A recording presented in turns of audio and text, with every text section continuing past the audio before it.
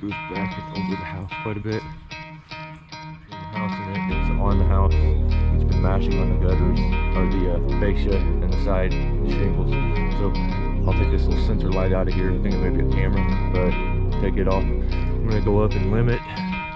Get this down first. Get it kind of stacked up here, and then I'll limb this, throw the limbs down as I go, and then chunk wood down on top of it.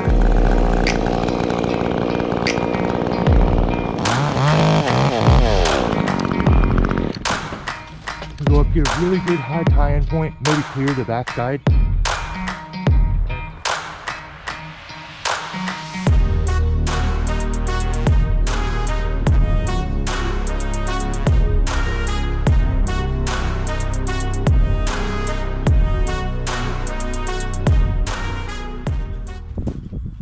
Solo mission today. So what we got going on here is, first of all, we have, if you notice, this fence is all pushed to the side and bent. It started to pop itself out from there. There's where, let me see if I can get out of the shadow, but like right there is where it used to sit, where it's shiny. This cap has pushed its way out. The red bud is just completely pressing against it and shoving it out and breaking the fence. It's making it so our gate doesn't close, so it's got a big wound there, and it's in between the house here and these fences. So she was gonna have to redo the fence or take the trees out. She said she'd take the trees out. So red bud is all over everything here. It's pretty good sized red bud actually, but just gotta watch the fence and the house with it. I mean, it's not too bad. Should be kind of quick.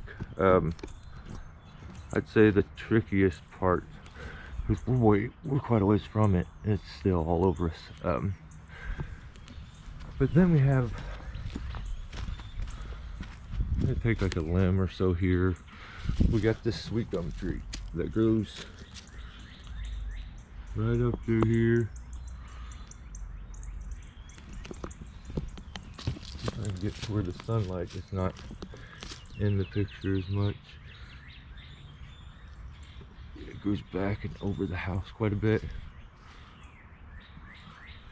It's a decent size to it. Tall, not real big, but pretty tall. And there's just no space in between the house and it. It's on the house. It's been mashing on the gutters, or the fascia and the side and the shingles. So I'll take this little sensor light out of here. I think it may be a camera, but take it off. I'm gonna go up and limb it.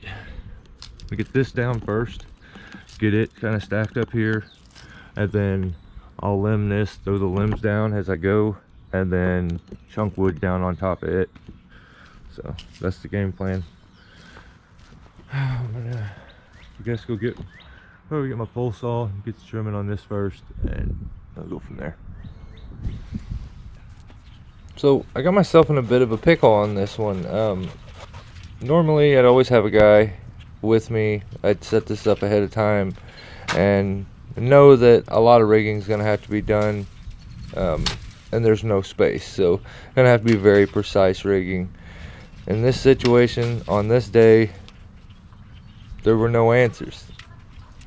Couldn't get a hold of nobody. I realized, well, I'm gonna go ahead and try to do this on my own.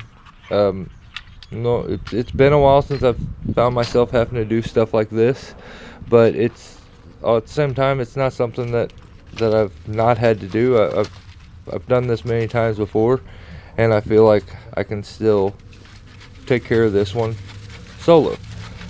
The issue being, normal cases, I can do solo rigging and set up a retrievable span rig system and lower things down. That's not possible here. The sweet gum tree grows so close to the house, it arcs back over the house. So if I was to lower things, it would lower it onto the house. So rigging isn't even possible here. I guess some sort of a speed line setup could have been put in, but there was nothing to anchor to, and just no space to really do that. So I find myself just kind of reverting back to old school, making sure that I have a really good tie-in point, um, and I'm able to access every part of the tree comfortably, so that I can either use like a dog leashing technique or cut and chuck. Um, the fence is directly under it. Everything literally in this little area where I'm standing right here, that's where everything has to go. There's a few little trees, like bushes kind of things, like miniature Japanese maples that's in that little bed. But yeah, this is just it. It was just tricky all the way around. Spikes on, and we're gonna run up the sweet gum here.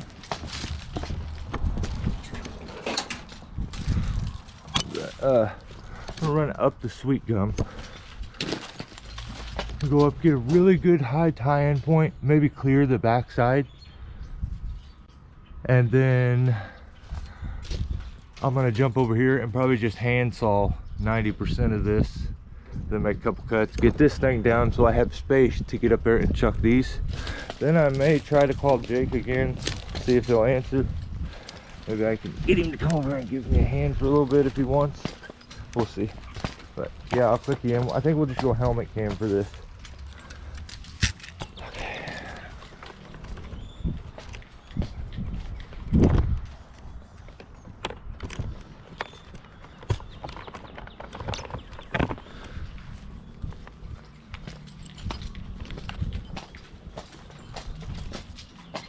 I'm using the Rope Runner Pro and a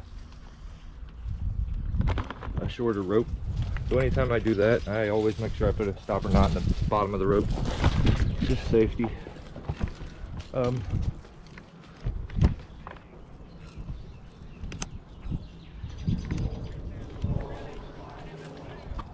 let's do this.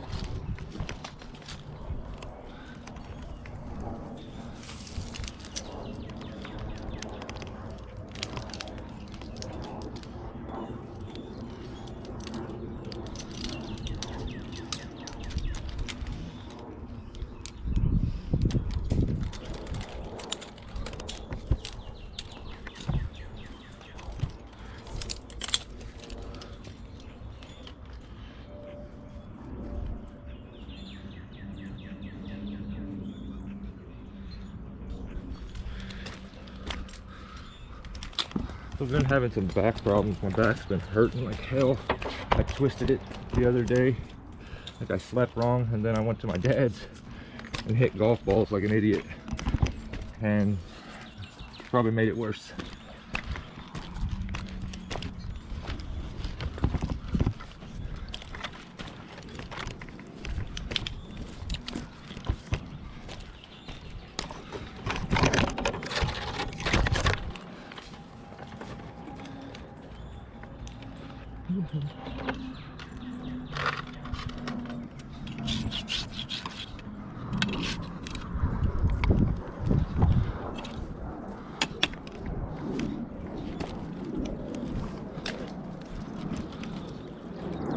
So you may notice as I go up and I use my hand saw, I'll smack it against the tree after I'm done using it. And this is just a bit of a tip, something I picked up from one of my mentors, and totally made sense after he let me like in on the secret. Like if you're cutting these trees and they're full of sap, that sap, you get the sappy sawdust all over your saw.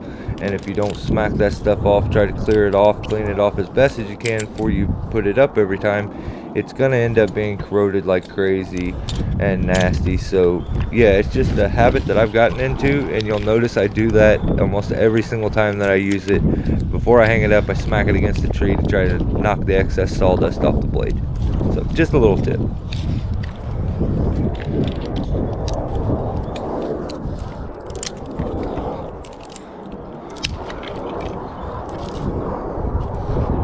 Another thing, you guys know I'm a bit of a stickler when it comes to climbing up a tree. I always set a line beforehand, and in this situation I didn't. It was just going to be almost impossible to set a line with the red bud being up under it and stopping me from making a good clean throw. I guess I could have got on the roof and tried, But yeah, sometimes, you know, it is almost quicker, better to just head up, put your buck strap on, and be careful on your way up. But at the same time, I'm always in the back of my head remembering that if I'm to go sliding, I want to try to get my hips back away from the tree. That way that lanyard stops me. So this is a bit of a straight pole of a tree. So if you take all the stubs off on the way up, there's nothing to stop you on the way down. So except for the roof, maybe the roof would stop me. But yeah, I'm gonna keep really trimming on this backside.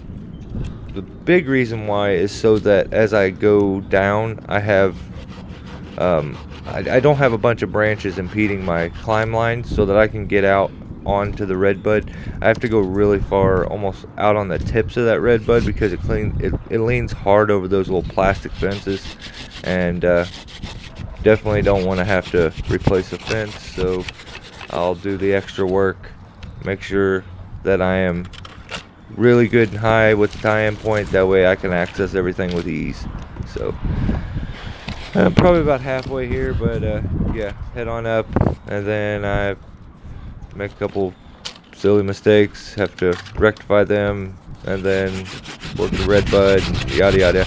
We'll go through it, but I've already tried to call Jake again, no answer, and I think maybe I even try to call him once or twice more, because I talked to him the day before and told him, hey, I'm probably going to be doing this. And yeah, so this wasn't just a spur of the moment, so that's why I was repeatedly attempting to try to call him, because I thought he knew. So we'll see what happens. But my luck ain't too good on this day so far.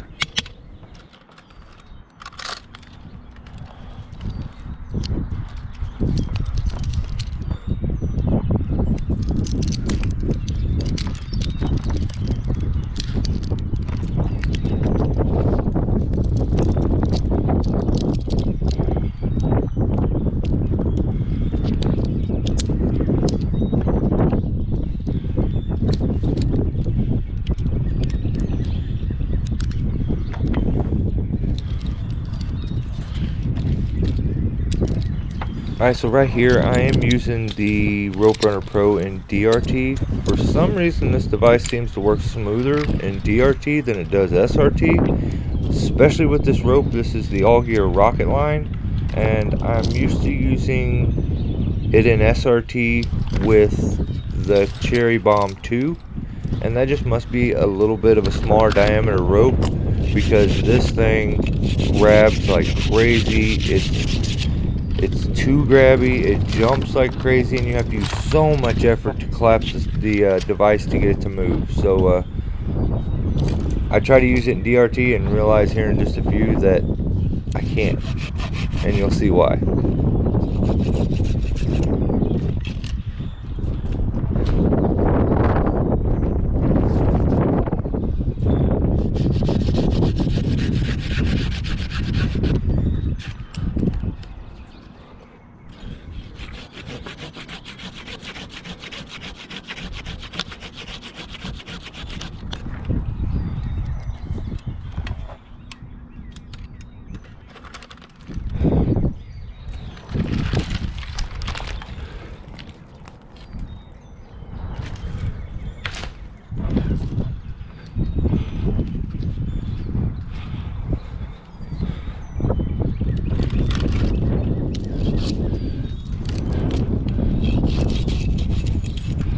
Another thing that I wanted to point out is I've used a lot of different hand saws in my time. Fixed ones that maybe have like a carabiner or a loop on them that you clip on. I've used fold up ones. I've basically tried it all, and I always have preferred to have a solid scabbard. I really like the one that comes with this Stihl PS90. It's a hard plastic, and you'll notice I can reach back here, grab it out of the case. It holds it just enough that it doesn't slip out. If I needed to, I can give it a jerk to pull it out of it, and I can easily reach with one hand and put it up, and it locks itself in place. So having all the, see how quick that was to just hang it up. And then same thing, I'll reach back here. I can, with one hand, grab a hold of it, even if it's my left hand, because I'm right hand dominant.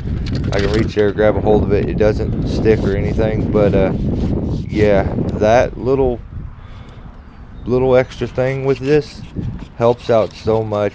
I hate having to fight tools, and you know, if I was having to fold this and put it up every time and lock it in and all that stuff, it would just be aggravating. So just a heads up, I think Silky and Zubat make the Zubat, which is a very similar version, but a solid scabbard, these hard plastic ones, works really good with a handsaw, and in my opinion, the most efficient, nicest way you could do it. So I love this setup. Just kind of wanted to point that out. I don't know if maybe that would help other climbers. So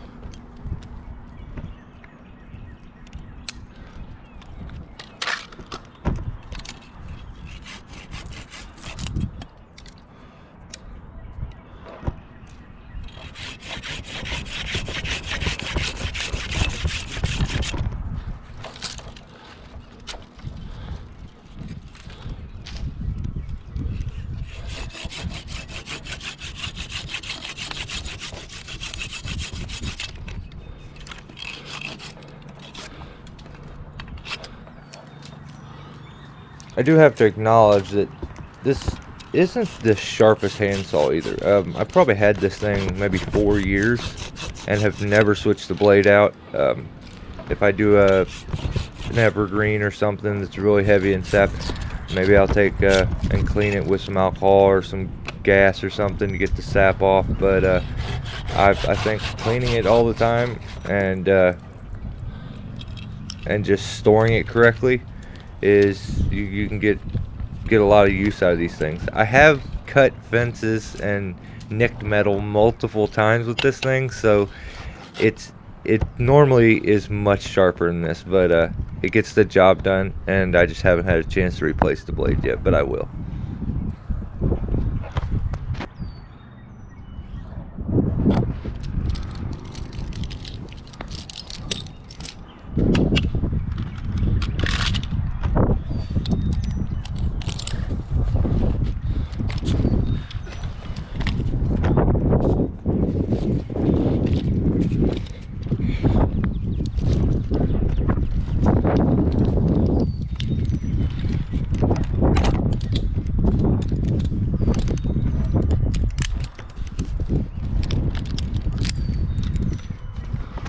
So I talked about it a little bit in the beginning, but I'm really dealing with some ridiculous back problems here. My back's all twisted up, and for anybody that's dealt with the back problems, it's at that point to where it's like hard to breathe if you move in the wrong positions and stuff. It takes your breath away.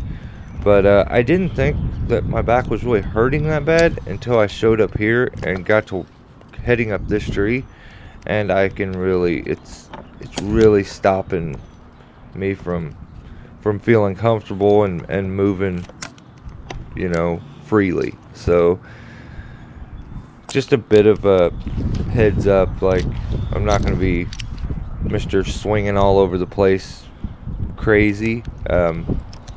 Not to mention the Rope Runner Pro wouldn't let me do that either. So I'm almost to the top here, and you'll see why I picked the wrong rope device setup, and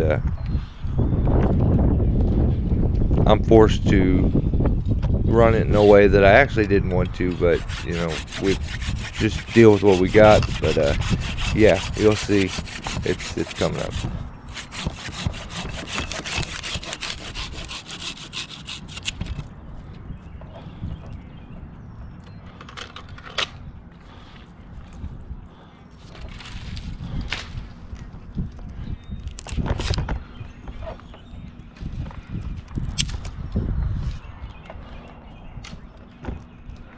Okay, so now I'm gonna work my way down, run over that, knock that out, situate stuff, and then come back up. I'll call Jake again.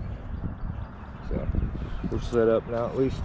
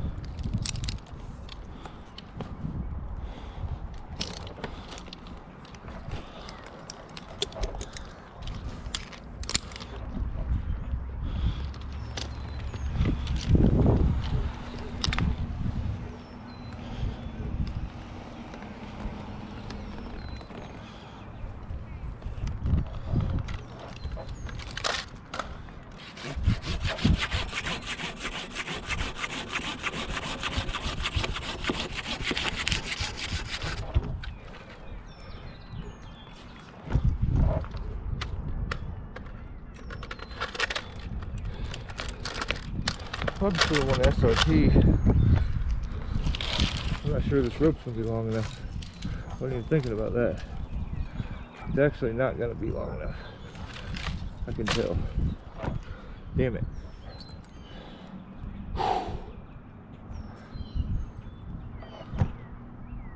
Let's go back up, set up SRT.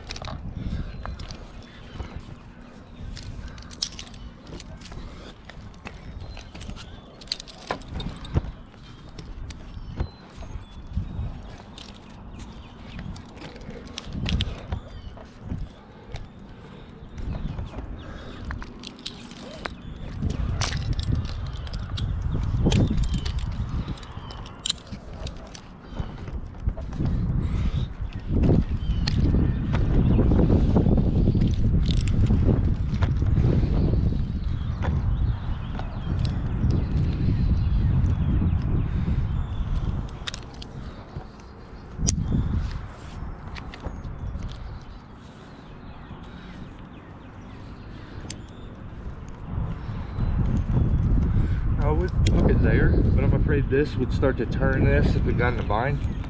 So we'll go on top of it.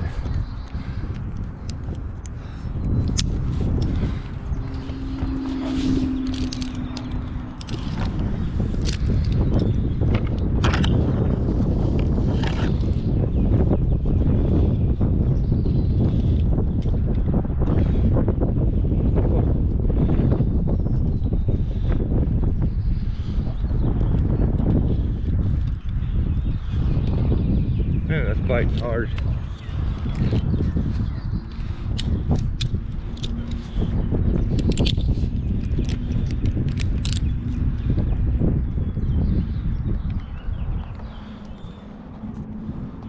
Whoa, why is it so fucking hard to go?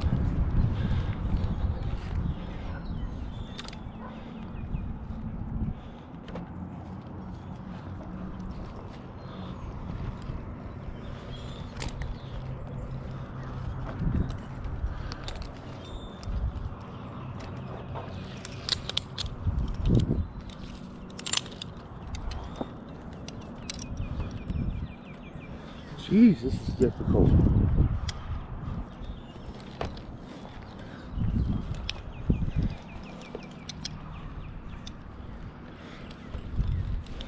Yeah, I'm not liking that. Must be this rope.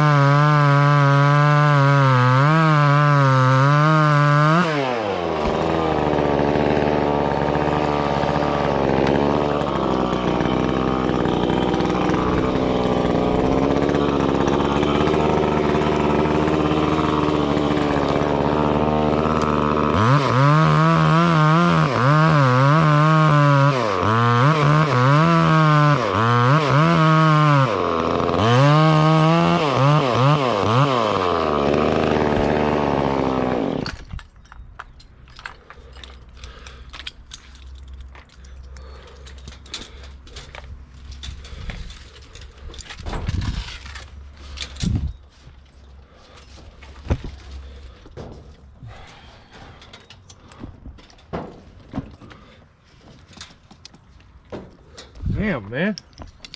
This motherfucker's ridiculous. Damn. Wow.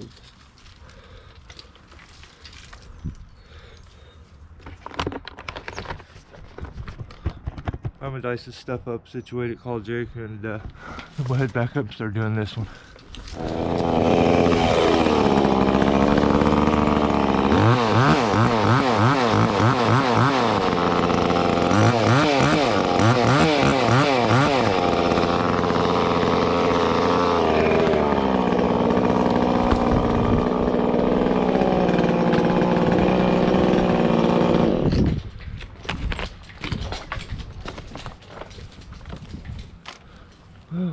Jake is not going to answer, so I don't know what's up with all that. Yeah, next. So we got